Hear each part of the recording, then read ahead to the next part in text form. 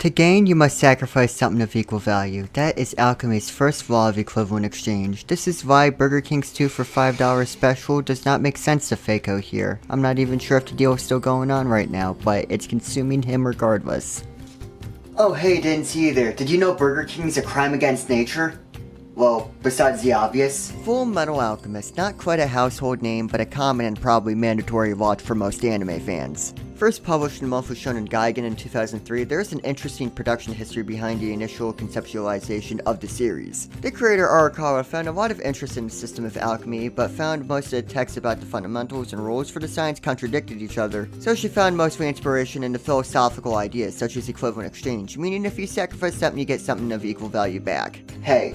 If my eye wasn't worth the cat ear hat, alchemy wouldn't have let me make the trade. Which had its personal base to her with her parents on a farm. They put hard work in so they could eat. Arakawa also put a lot of research to integrate social issues into her story, which involved her keeping up with news stories, talking to refugees, war veterans, and even former Yakuza. I know a little something about the Yakuza myself.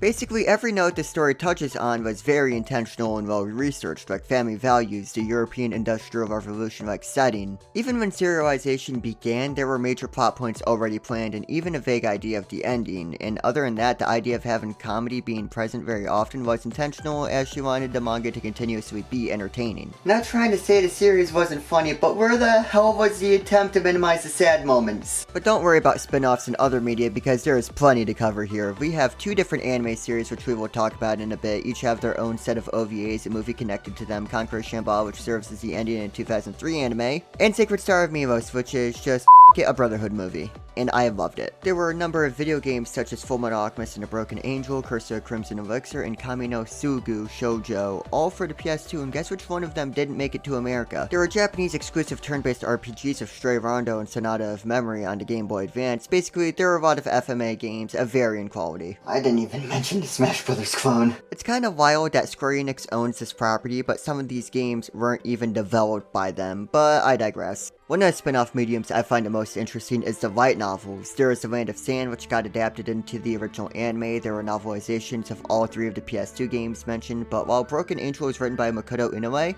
the person who wrote the rest of the novels was Joe Nishima, the person who wrote the Nier Automata and Dragon Guard novels. Man, all of those sound so great, but I hope they know I don't know how to read. Reception was, come on, it was Fullmetal Alchemist, one of the biggest manga and anime properties of all time, but I did mention the fact that Fullmetal Alchemist got two anime, so let's go into the first one first. Fullmetal Alchemist 2003 was a massive hit, winning countless awards, held to a point where mentioning all of them would be a segment on its own. To do some highlights, they got Best Cast, Best Anime Feature for the new movie, Best Male and Female Character for Edward Elric and Riza Hawkeye respectively, Favorite New Anime Series, and Best Animation, and I got a participation trophy. Yeah, it's for Jump Rope. And it's made out of chocolate. Which is incredible not only for a series to be that popular, but, well, common anime opinion in mind, as an anime original story that separated itself from the manga. As I'll get into later, it was actually Arakawa's idea for the anime to not follow her story so much, so each medium could tell a different thing and make things, well, more interesting. I do a similar thing with history projects. Personally, I think my version of the Geneva Convention significantly more interesting.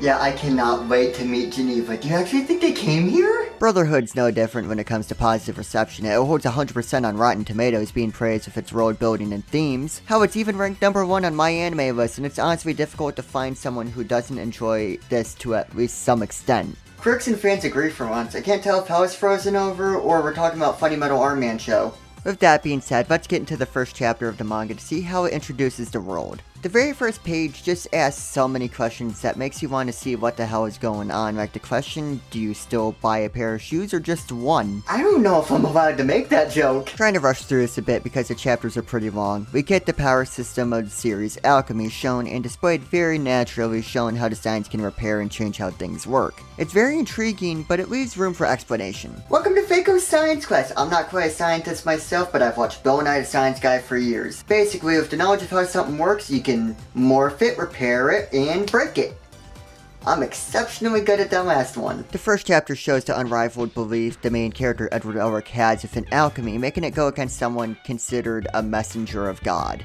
To pick up the pace even more, this manga is incredible at showing, not telling. We weren't told Alphonse is an empty suit of armor. We saw him in a situation where he would have died if that wasn't the case. We weren't told the many applications of alchemy. We were shown a fight scene between two very different uses of it. We even get shown Edward Elric has metal limbs rather than just being told. I bet you're wondering if I have metal limbs now.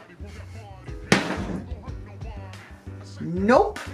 Both anime kind of start off in different ways. 2003 with the backstory of how they got there, 2009 started with a filler fight and a villain that foreshadows a lot of different things. It's all good, it's all solid introductions. But I can't jump into specifics without at least going over the amazing characters. Edward Elric, the character I sold my PSP for, is cosplayed in 7th grade and I still have the coat, and that's how I know I haven't grown since I was 13. Alphonse Elric, a perfect counter to Edward where Ed is chaotic. Alphonse is less chaotic, but he is part of the reason why we get to see more cats drawn in this art style, so 10 out of 10. There is Rory Mustang, and if there was a cooler uncle, I don't want to meet him. Winry Rockbell, Riza Hawkeye, Izumi Curtis, the Alex Louise Armstrong. There are an incredible amount of amazing characters in this series. From this point, I think it's best to tackle the original anime, then tackle Brotherhood. I mean, it's either that or I tackle my deathly fear of the IRS.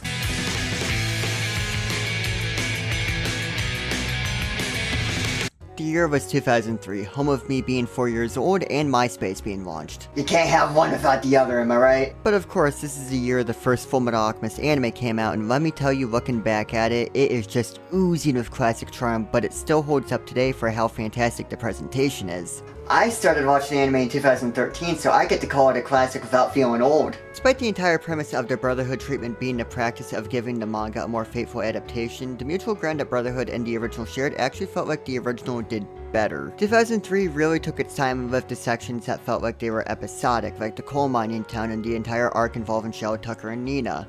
The coal mining town is fine, but why did we have to spend all that time in...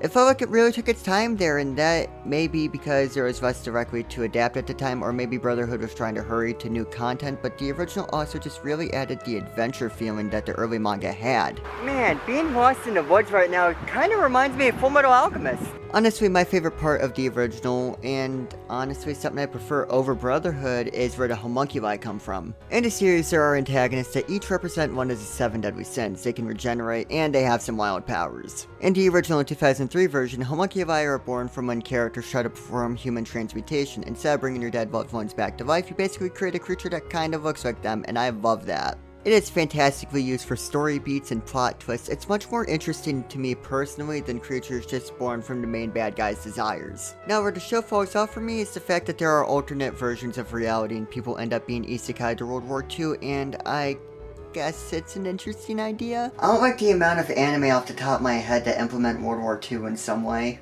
Oh, also the openings in the original are better than Brotherhood's.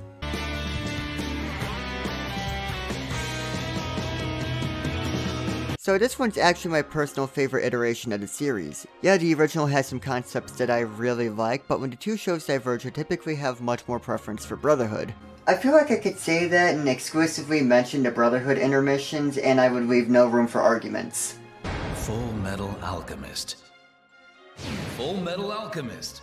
You think he'd read me bedtime stories? We get a whole new load of characters that add so much to the series. Ling, Lanfan, Mei, and her panda that I would actually die for. There are so many other characters that I love so much that improve everything. I also need to address the character Scar, who goes through just the most interesting character arc in both shows, but for different reasons, but that's straying from focus a little bit. As the manga was finally reaching its conclusion, it was decided that after just 5 years, it was time to revisit the Fullmetal Alchemist property to tell its manga story, and that is exactly what happened. Studio Bones really picked Fullmetal Alchemist as their favorite child of the year, huh? And while I wouldn't say it's a full adaptation, parts are rushed or skipped entirely, even parts that come up in the main story, they did a hell of a job telling the second half of the story. Which is probably why they rushed the already told section so quickly, just to get into the meat, but they had to assume that people watched the original. I watched Brotherhood first, and let me tell you, I had no idea who this guy was. Without going too far into detail about Brotherhood, it feels like such a complete package, not only compared to Fullmetal's other anime, but compared to a lot of anime in general. And it feels like it's the one that truly addresses the social issues that Arakawa sought to really go after. While the 2003 anime is great in its own way, Brotherhood feels much more like the writer's vision, and it feels a lot more natural. Brotherhood also just has much more of a war feel to it, while 2003 feels more like a personal journey for Ed and Al.